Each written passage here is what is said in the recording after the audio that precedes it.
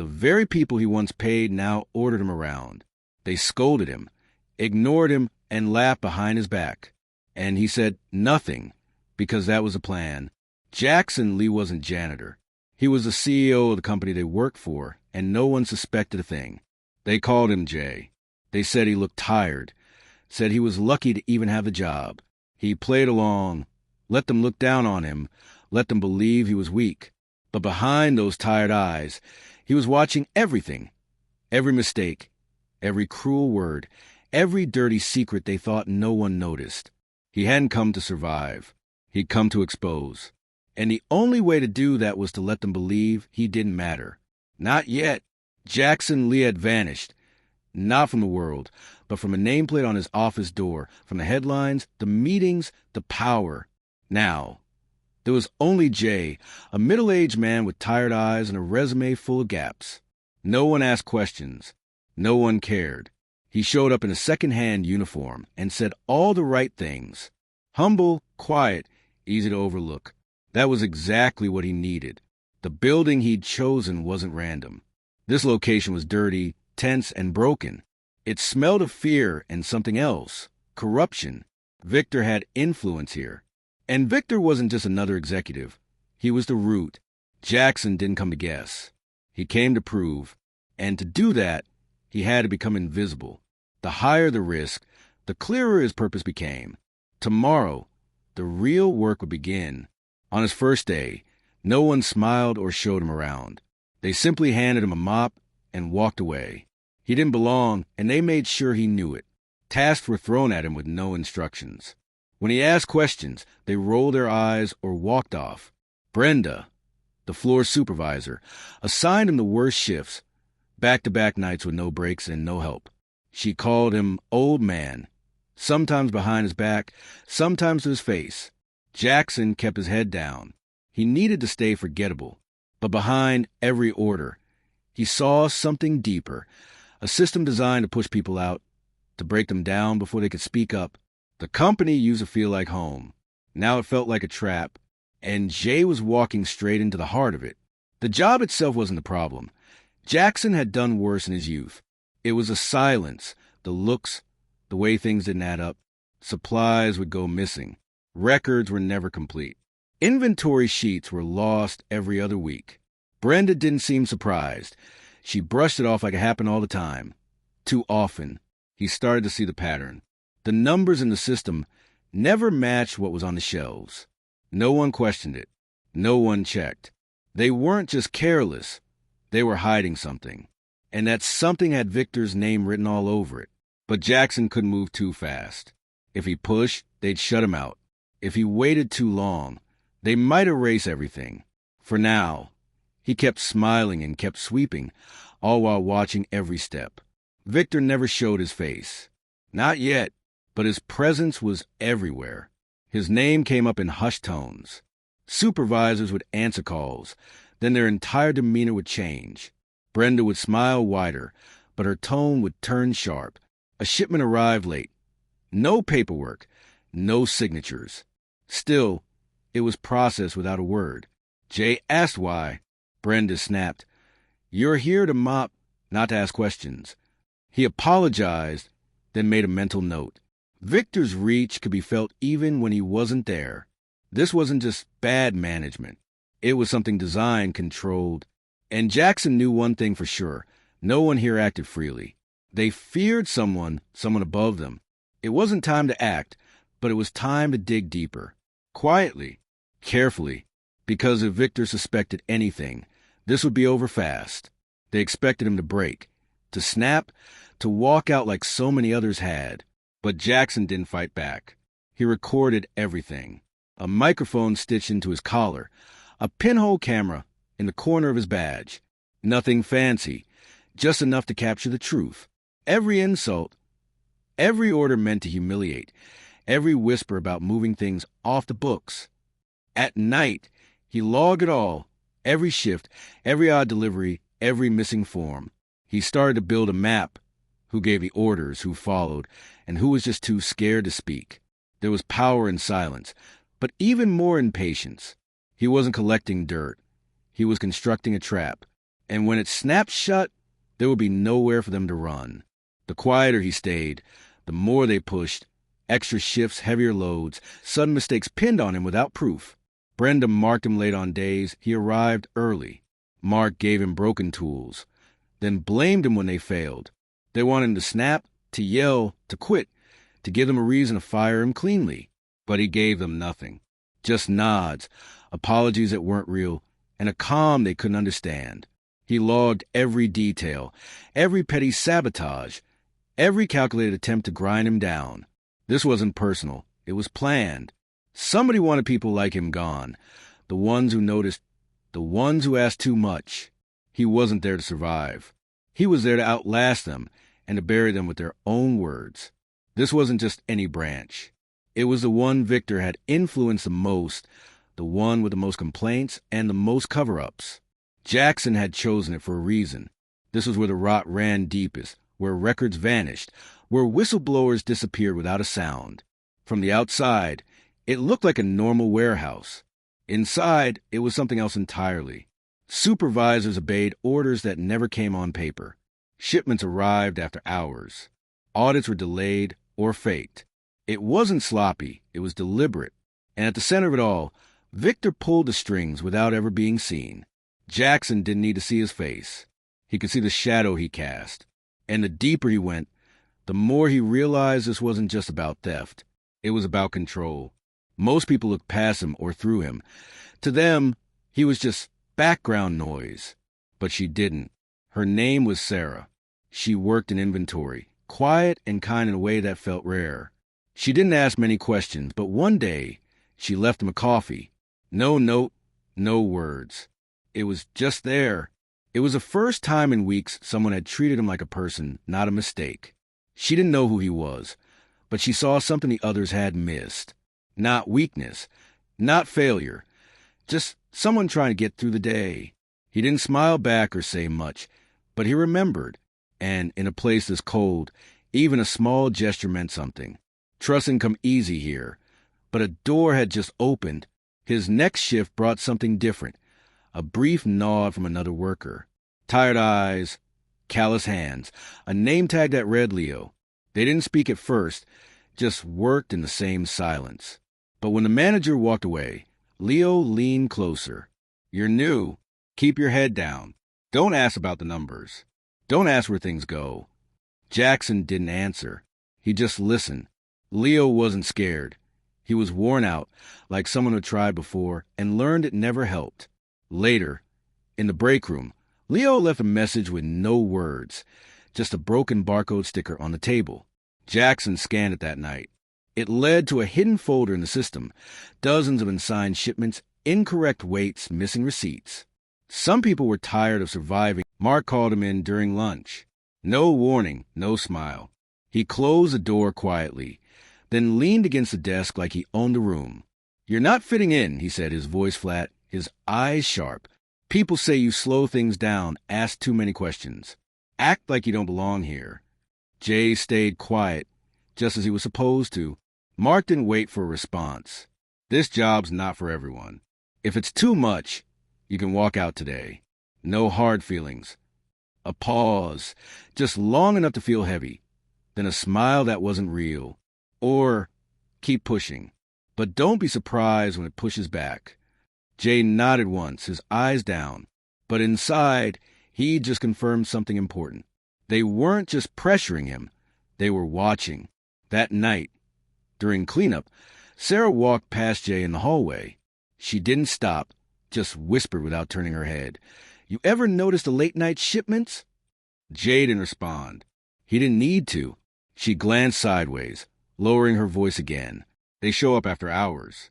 No logs, no records. Brenda signs them in without anyone watching." Jay kept sweeping, but his focus sharpened.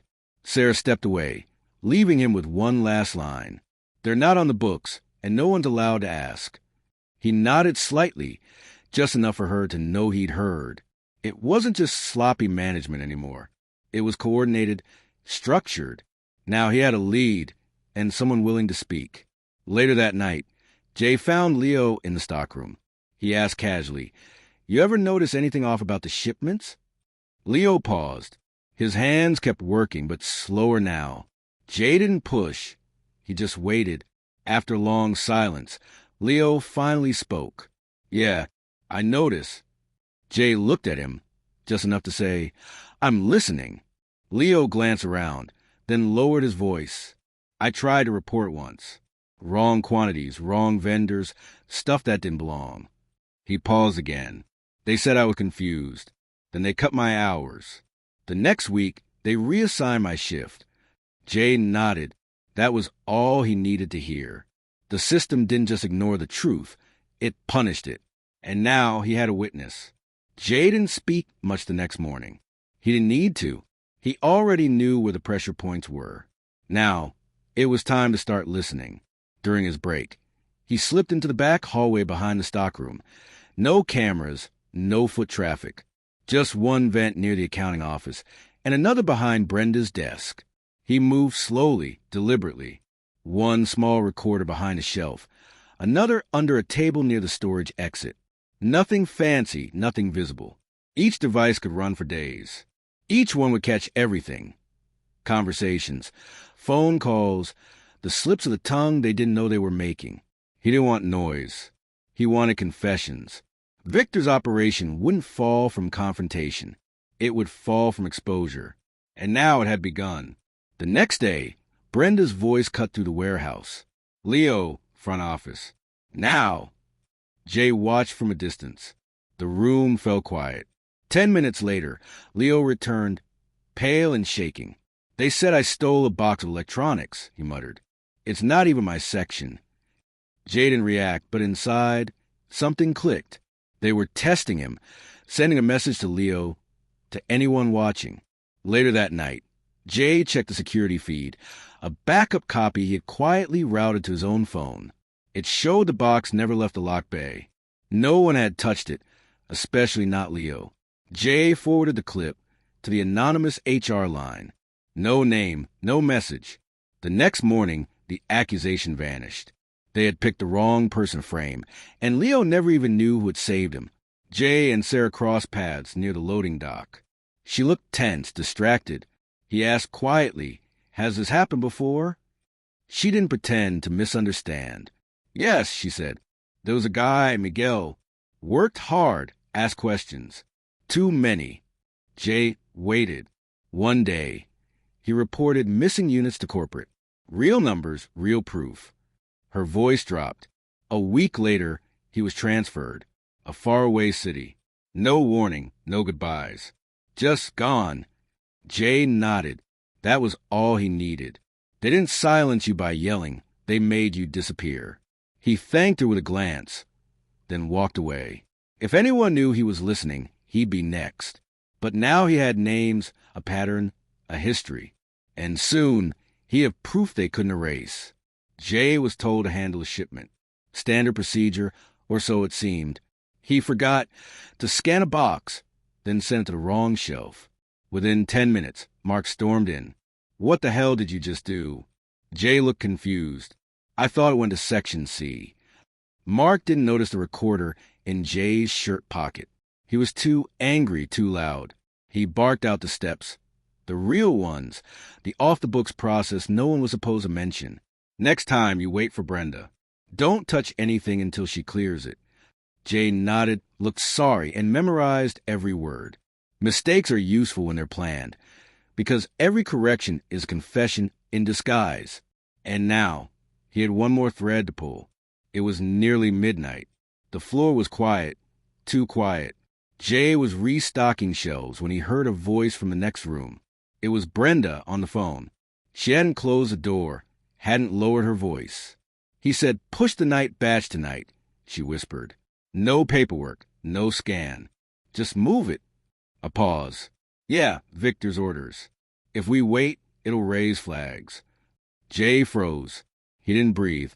He let the recorder do the work. Brenda laughed softly. "The new guy's too slow anyway. Can't tell left from right." Jay stepped away, silent as dust. There it was. A direct link. Victor's name.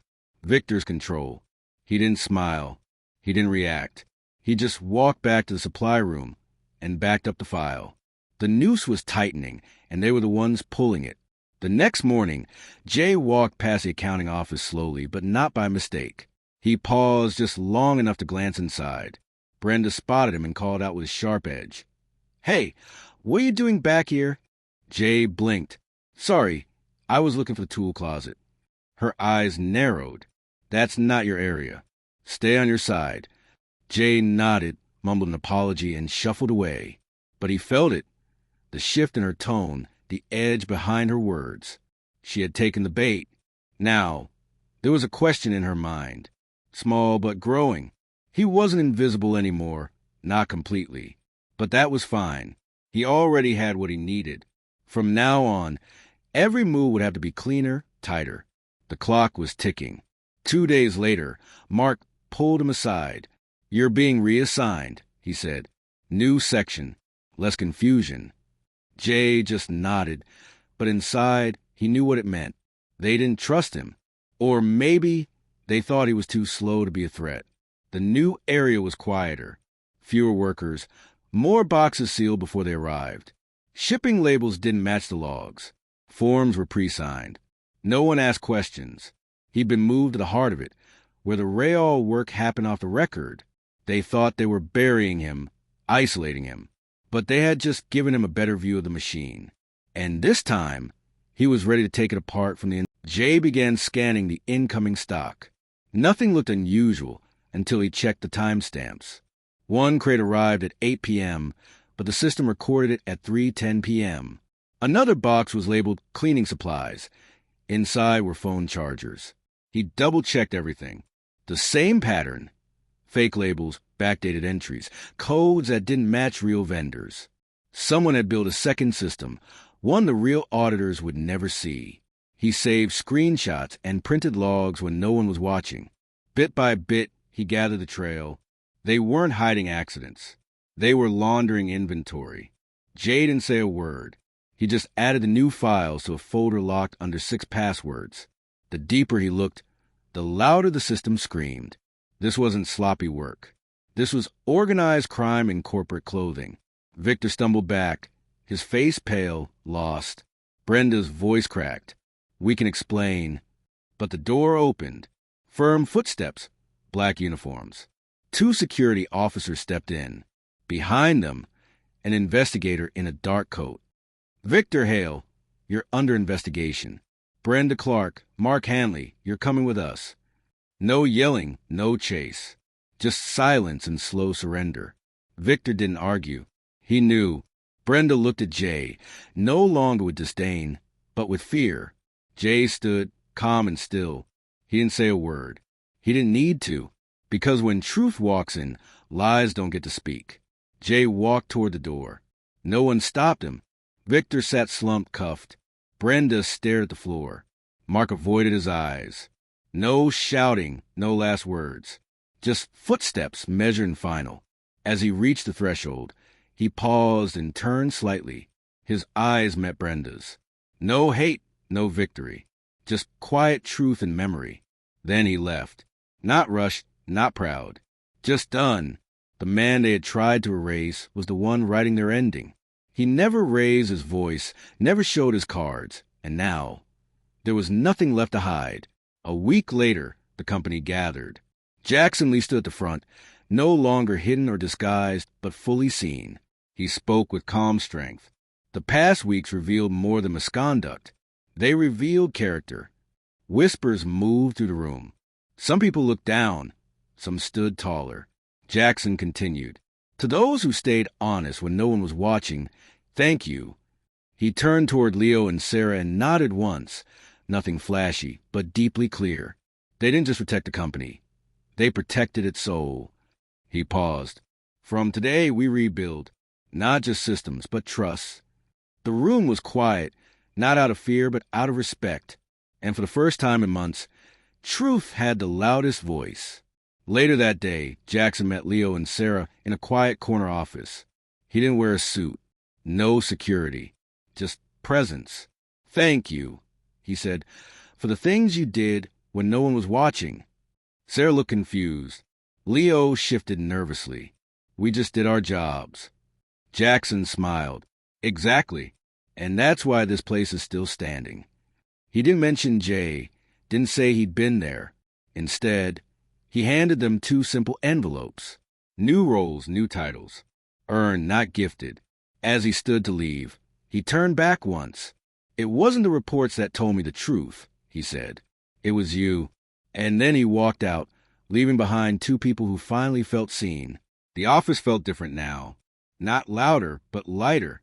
Leo walked past a break room and saw someone pick up a fallen folder without being asked.